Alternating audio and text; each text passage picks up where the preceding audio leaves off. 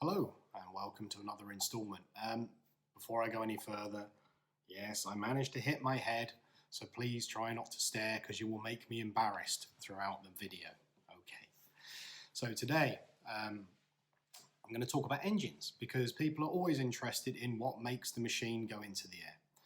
Fundamentally, three types of engine: piston engines, turboprop engines, and what we would normally call a jet engine, turbofan engine.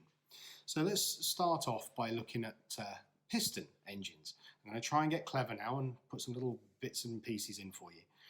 So if we look at piston engines, there are effectively three types. And the three types are radial, hopefully you see a picture now, opposed, again another picture, and V engines, and again another picture. Now the main thing is all these engines, whether they work on diesel fuel, and some now do, or whether they work on normal petrol, avgas, they all use what's called the Otto cycle. Another picture. So please slow this down and pause this video to look at these pictures better, I think, but it will give you an idea. So those are your piston engines, three main types, as I said. Now let's look at the more as you would see on your commercial aircraft when you're flying around. Turboprop to start with. There we go, typical turboprop system. Now turboprops use a jet engine, but they're configured differently. These are what are called centrifugal flow compressor systems, and you can see that now in this picture.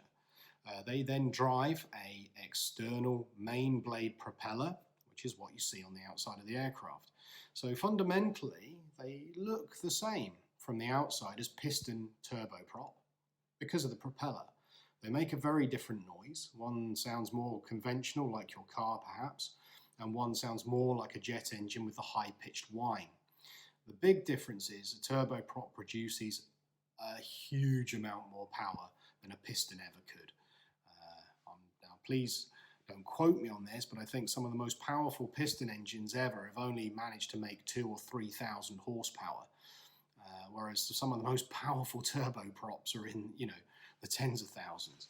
So there's a big difference. Well, certainly not tens of thousands, but a high number thousands, much, much higher than a piston.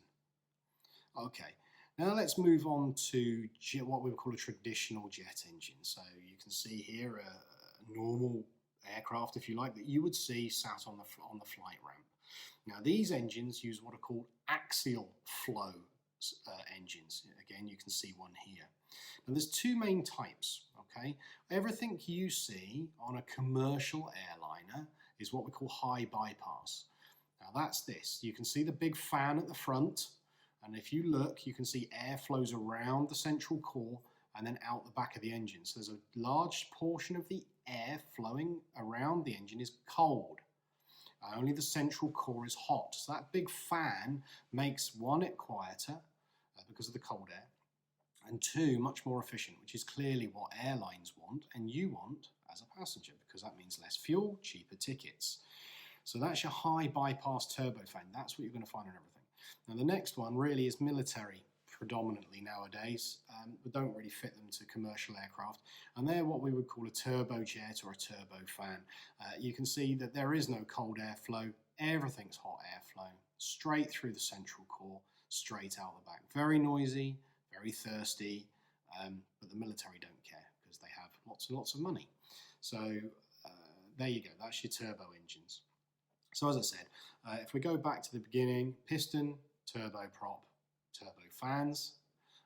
We've looked at the types of piston engines, that's radial, opposed, V engines, those are your typical ones, Otto cycle, how a piston engine functions. And then we've looked at turboprops, centrifugal compressors, propeller driven. And I should mention as well, the turboprop type engine is what you would see on a helicopter that's jet powered. Okay, it's just instead of this way, it's this way. So the blades are at the top rather than the front. And jet engines, turbofans, and high bypass turbofans. There you go. That's engines in a nutshell. Watch the video again, ignore that, and slow it down and watch the pictures. And I think the pictures will help explain for you. Okay, thanks. Bye, see you soon.